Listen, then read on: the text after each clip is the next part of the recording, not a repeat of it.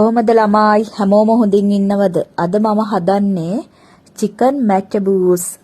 ඉතින් ඔයාලට පුළුවන් මේ විදිහට හදන්න. මුලින්ම තෙල් ටිකක් රත් කරගන්න. තෙල් හැඳි මේස දෙකක් විතර. ඊට පස්සේ අපි ඒකට සුදු ලූණු ටිකක්, බී ලූණු ටිකක් එකතු කරගන්න ඕන.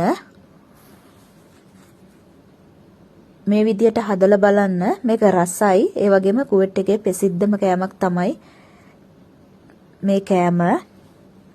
ඊළඟට මෙන්න මේ කුළුබඩු ටික ඕන වෙනවා. මෙහි තියනවා මේ ටික පැකට් කරලා. මේකේ හැම දෙයක්ම තියනවා. ඉඟුරු, එනසාල්, කරාබු නැටි, වේලිච්ච දෙහි, සුදු ලුණු හිටන් තියනවා. ඊට පස්සේ මෙන්න මේ විදිහට චිකන් ටික එකතු කරගන්න ඕන. චිකන් එක සෝදලා පිරිසිදු කරලා දෙකට කපා ගන්න තියෙන්නේ.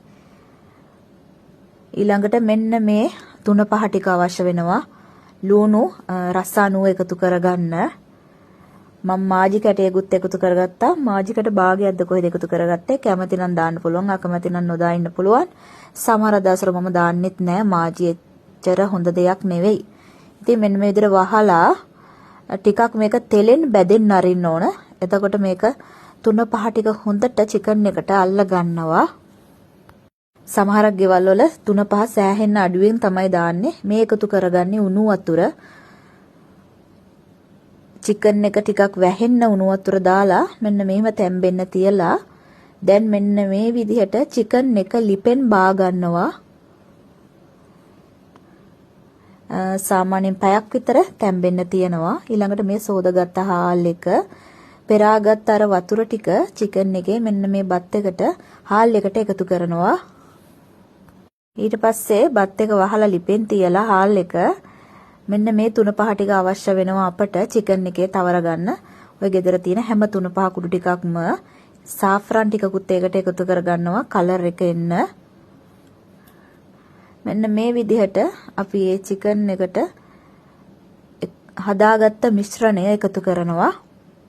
මේක හොඳට තවර ගන්න. මම ඒක අතකින් පෝන් එක අල්ලගෙන ඉන්න නිසා තමයි එහෙම වැක්කරුවේ. දැන් මෙන්න බත් එක හරි සාෆ්‍රාන් ටිකකුත් මෙන්න මේ විදිහට දාලා බත් එකට දානවා. වතුර ටිකක් දාලා මොකද කලර් එක ගන්න ඕන නිසා. අද සාෆ්‍රාන් කුඩු ඉවර වෙලා තියෙන නිසා තමයි මම එහෙම දැම්මේ. සාෆ්‍රාන් ගොඩාක් වෙලාට පාවිච්චි කරනවා නැත්තම් අවුලකුත් නැහැ. තෙලෙන් චිකන් ටික බැදගත්තා. මෙන්න දැන් හදලා ඉවරයි. මේ තමයි දියයි මැච් බූස්. තෙරුවන් සරණයි.